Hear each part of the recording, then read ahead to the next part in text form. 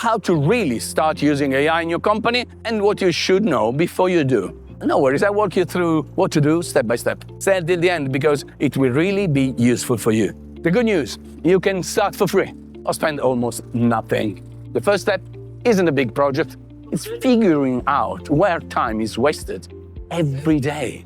What tasks are repeated? What questions keep coming up? That's where AI starts working for you. With just a few clicks, you can create your own custom ChatGPT. Upload your documents, policies, price lists, manuals. Tell it who you are and how it should respond. For example, you are our internal assistant. You help find info, forms, and procedures. Done. No code, no tech team, no budget.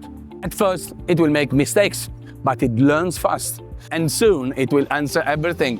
Where is the travel form?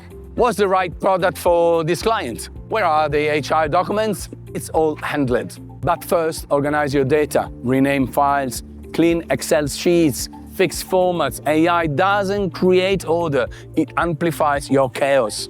Then yes, you can connect it to Teams, Slack, Gmail, or your CRM. And you'll start seeing results right away. Now, the part few people explain. You can do all of this for free, but when you're not paying for a service, you might be the product.